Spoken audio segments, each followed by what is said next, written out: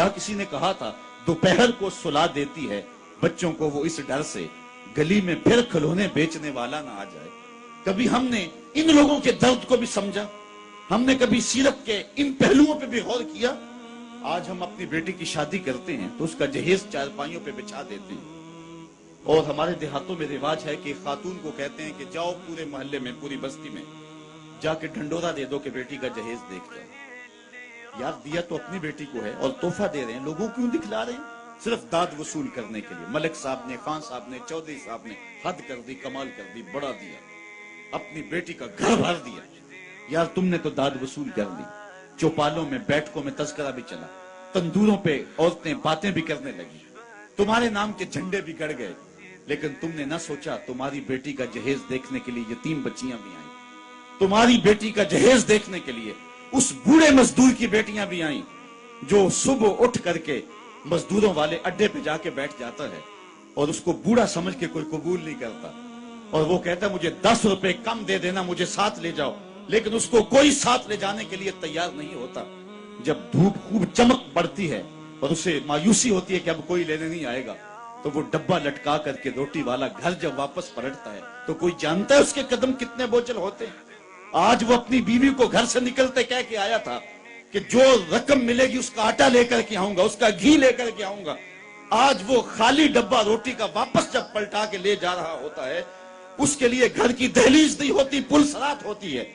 اور اندر لوگوں کے کپڑے سی سی کے اور لوگوں کے گھروں کے برتن مانج مانج کے اپنے جہیز کی چیزیں بنانے والی بیٹیاں جب اپنے باپ کو یوں آج بھی خالی آتا ہوا دیکھتی ہیں تو جو کچوکے ان کے دل پہ لگتے ہیں اس کا مداوع کس کے پاس ہے؟ تم نے تو داد وصول کر لی، لیکن تمہاری بیٹی کا جہیز دیکھنے کے لیے اس مزدور کی بیٹیاں بھی گئیں۔ تارا ٹوٹتا سب نے دیکھا، یہ نہ دیکھا ایک نے بھی، کس کی آنکھ سے آنسو ٹپکا، کس کا سہارا چھوٹ گیا۔ کاش کہ ان درد مندوں کا بھی ہم نے حال پوچھا ہوتا اور ان دکھیوں کے رشتے ہوئے زخموں پر بھی ہم نے مرہم رکھی ہوتی اور حضور کی سیرت کے پیغام کو ہم نے سمجھا ہوتا، اور ہم اپنی معاشرت اور اپنے ارد گرد کے ماحول کے اندر ان چیزوں کو، اپنے محلے اور اپنی گلی کے اندر ان چیزوں کو دیکھا ہوتا۔ صاحب رات کی تنہائی کے اندر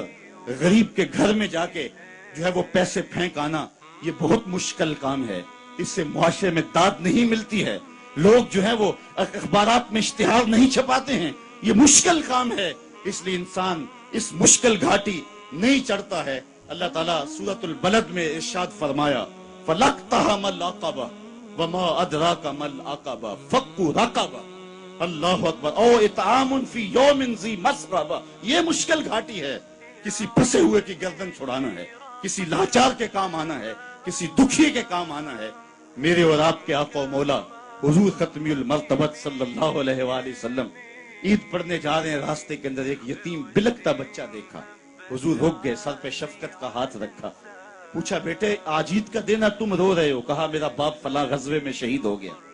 میری ماں کا سایہ بھی سر پہ نہیں، بھری دنیا میں یہاں میرا کوئی نہیں ہے، دیوار کے ساتھ لگ کے بلک رہا ہے، عیدگاہ میں انتظار ہو رہا ہے، ہزاروں لوگ منتظر ہے۔ آقا کریم نے دل جوئی یتیم کو، یتیم کی دل جوئی کو اتنا مقدم سمجھا کہ اس کو لے کے واپس گھر آئے اور آ کے کہا کہ اس کو لباس دیا جائے، اس کو کھانا کھلایا جائے، اور اس کو جیسا حسنین کریمین کو لباس دیا گیا تھا ایسا اس بچے کو پہنایا گیا، کھانا کھلایا گیا۔ حضور نے احساس محرومی دور کرنے کے لیے مزید اس کے سر پہ شفقت بھرا ہاتھ رکھا اور مسکراتے ہوئے فرمایا کیا بیٹا تو اس بات کو پسند نہیں کرتا کہ محمد تیرا باپ لگے، عائشہ تیری ماں لگے اور فاطمہ تیری باجی لگے؟ اس نے کہا یہ رشتے مل جائیں تو اور کیا چاہیے؟ کہا آج کے بعد یہ تیرے رشتے ٹھہرے۔ ایک انگلی سے حسنین کو لگایا ہے، ایک انگلی سے وہ یتیم بچہ ہے۔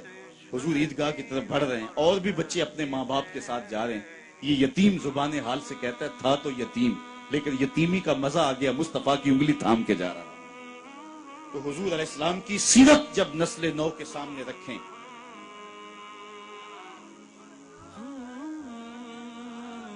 آج سسکتی انسانیت کی بات ہوتی ہے تو آج دنیا اس کی بات کرتی ہے، تو آئیے اپنے آقا کی سیرت کو اس روپ کے اندر دیکھیں اور پڑھیں اور اس کی خوشبو کو پھیلائیں اور نسل نو کو بتائیں